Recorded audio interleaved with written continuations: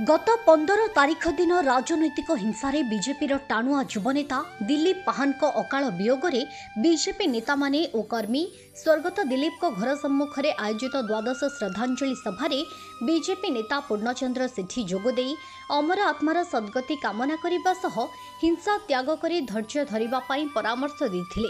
BJP नेत्री अनिता शुभदर्शिनी पट्टनायक जोगदे राजनीति और गणतंत्र रे हिंसार स्थान नहीं, दिलीप परिवार को न्याय मिलू और दिलीप बीजेपी परिवार सदस्य तांकर सुख दुखरे रहिबु बोली प्रकाश करथिले। राज्य बीजेपी ओबीसी मोर्चार राज्य सभापति सुरथ विश्वास जोगदे स्वर्गत दिलीप भाजपार जड़े सक्रिय कर्मकर्ता से राजनैतिक हिंसार शिकार होई मृत्युवरण करिसेंती। आमे हिंसारे आईन को हाथ को नेबु नाही, एही अहंकार और गर्व रहिबो नाही, समय सबु सजाड़ी देबो बोली प्रकाश करथिले। अन्यमानक मध्यरे राज्य बीजेपी संपादिका कस्तूरी मिश्र, घुमुसर जिला संपादक अनिल पंडा, आसिका संसदीय संयोजक यज्ञ नारायण दास, खलिकोट निर्वाचन मंडली संयोजक शंकर प्रसाद नाहक और पूर्वतन सरपंच मनोज प्रधान, पूर्वतन समिति सभ्य सकलेश्वर दास, पद्मचरण सुबुधी, मंडल सभापति मिट्टू स्वाईन, युव मोर्चा जिला सभापति जगन्नाथ भूया समेत बहु कर्मी और कर्मकर्ता जोगदे अंशग्रहण करथिले। ए अवसर में मृत दिलीप को विधवा पत्नी और तांको बापा राम पाहान को बीजेपी दल पक्षर 10 लाख टंकार चेक प्रदान करथिले।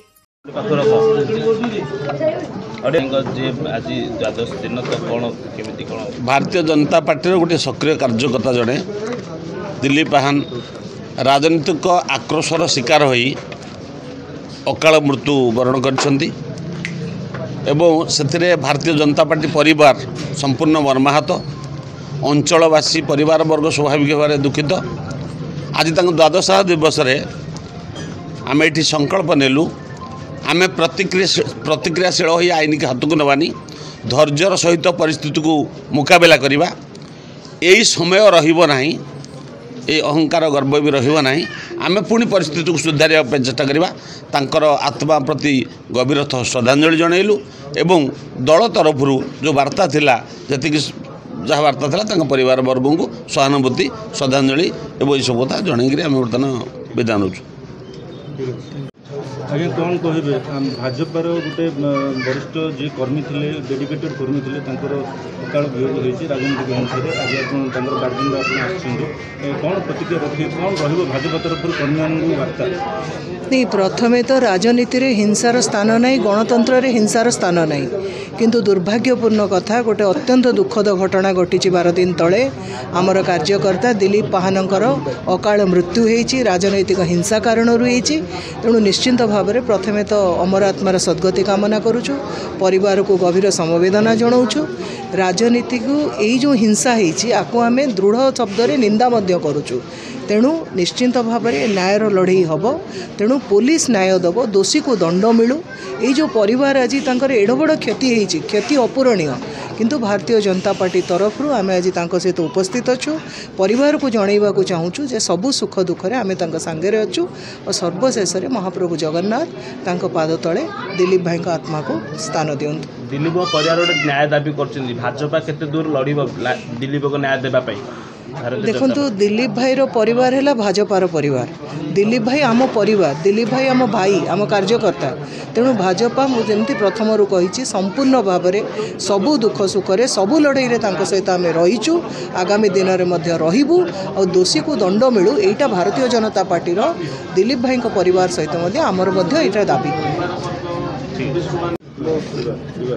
सर कौन कहवा जे आज दिलीप श्रद्धांजलि ज्ञापन करागला कौन केमिति न्याय चाहते परिवार न्याय चाहते? फुलटी प्रस्फुटित हेबा पूर्व कड़ी थी से झड़ीगला, अकाल तार वियोग घटला। सी आमर भारतीय जनता पार्टी एक सक्रिय सभ्य एवं भारतीय जनता पार्टी पई से निश्चित भाव आज बलिदान देइचंती। आज आम एठी रुंड होइचु तांकर अमर आत्मार सद्गति निमंते तथा तांको परिवार को स्नेह सहानुभूति एवं धैर्य देवा निमंते एठारे शह शह भारतीय जनता पार्टी कर्मी मौजूद अछंती। यही परिप्रेक्षी में मु समस्त अनुरोध करी जे आमे कौनसी मते आईन कानून को हाथ को नेबा नहीं, धैर्यर सहित आमे रहिबा। निश्चित भावे प्रभु जगन्नाथ आमको न्याय देबे एवं आमर समाजर केमिति मंगल हब, देशर केमिति मंगल हब, आमर प्रिय प्रधानमंत्री श्रीयुक्त नरेंद्र मोदी को जो जनहितकर कार्यक्रम गुड़ी को केमिति हाथ को नेबा, आमर भारतीय जनता पार्टी को केमिति आगू को बढ़ेबा एवं आमे समस्ते मिलीमिशी भाई बंधु कुटुंब भावे चलिबा, शांति श्रृंखला बजाय रखिबा, परिशेष राम राज्य गढ़िबा, जोटा कि आमर प्रिय प्रधानमंत्री श्रीयुक्त नरेंद्र मोदी को स्वप्न राम राज्य हो। आमे सनातन धर्मी आम धर्म को रक्षा करिबा, प्रभु जगन्नाथंकर चरण रे आमे सबुबले समर्पित हबा, प्रभु श्रीराम को चरण रे सबुबले समर्पित हबा। यही दुखद घटना रे मोर आउ किछि अधिक कहिबार नहीं। परिशेष रे मु भगवान के निकट रे प्रार्थना करुछि दिलीप भाईर आत्मार सद्गति हो एवं तांकर परिवार को भगवान जगन्नाथ श्रीराम धैर्य दियंतु। गंजाम जिल्लारू अजित कुमार पटनायक रिपोर्ट अपराह्न लाइव।